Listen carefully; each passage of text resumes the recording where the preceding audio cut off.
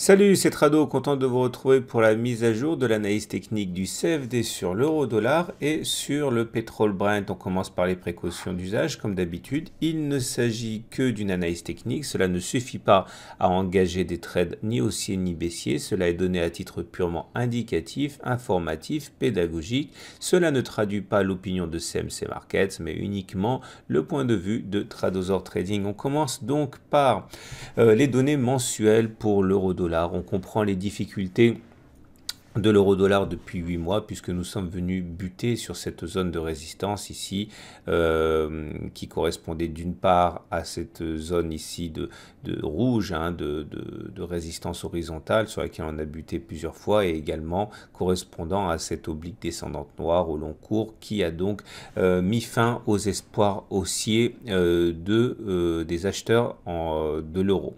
Alors nous avons effectivement une baisse qui s'est engagée depuis plusieurs mois.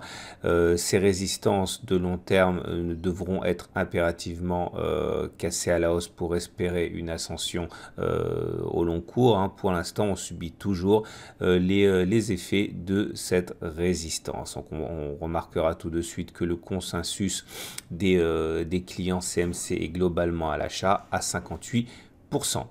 On descend d'une unité de temps, on regarde les données hebdomadaires. Et l'espoir est sans doute là, puisque vous voyez, nous sommes arrivés sur la zone de support qui avait déjà été clairement identifiée depuis de nombreuses semaines.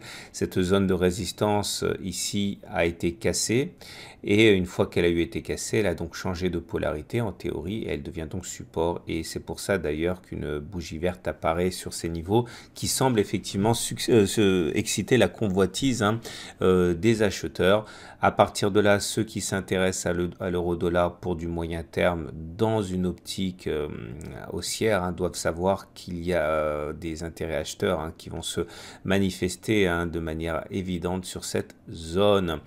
Vous remarquerez que le nuage a twisté ici, ça veut dire qu'il a théoriquement mis fin à sa tendance haussière. Maintenant, on peut engager soit une latéralisation, soit une tendance baissière, mais pour l'instant, l'heure est au rebond technique.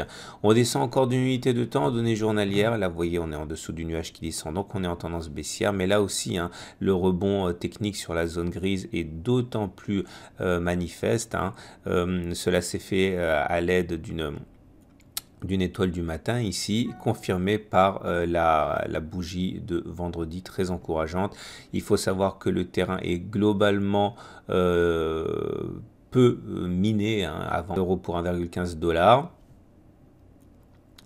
Nous avons notre zone de support ici à 1,135 qui pourrait être à nouveau testée, mais en tout cas entre 1,135 et 1,15, eh bien pour l'instant on va avoir des va-et-vient à mon avis, et une cassure des 1,15 libérerait du potentiel, mais il faudra donc se méfier dans l'immédiat des 1,15.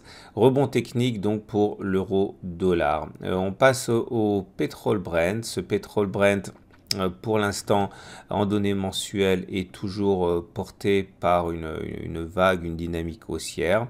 Au niveau de l'Ichimoku, on remarquera néanmoins qu'on est dans le nuage, ce qui veut dire qu'on est en tendance neutre, de fond, mais on ne voit pas les obstacles majeurs intervenir avant 90 $, une fois qu'on sera sorti du nuage. Le consensus des clients CMC est très acheteur à 65%.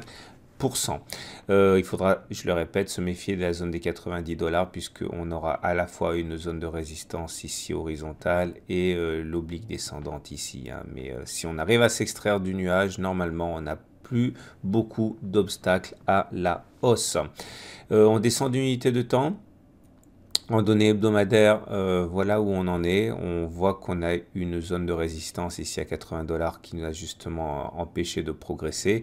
Et on a deux zones de support majeures, la zone des 71 et la zone des 68. Alors 71 parce que ça a été une résistance qui, une fois qu'elle a eu été cassée, vous l'avez compris, a changé de polarité et est devenue support. Donc c'est pour ça que l'on rebondit depuis 3 semaines. Et 4 semaines sur les 5 dernières semaines, on est venu tester ces 71 $.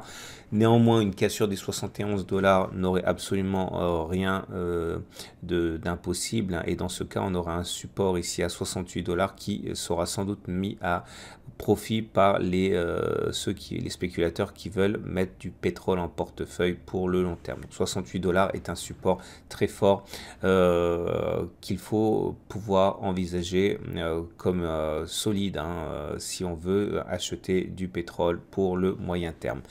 On termine avec les données journalières. Pour l'instant, là aussi, on a une configuration, on va dire un 3 inside up, c'est un ramier haussier confirmé qui nous invite à envisager la possibilité d'aller chercher les $75. Les $75 sont difficiles à passer.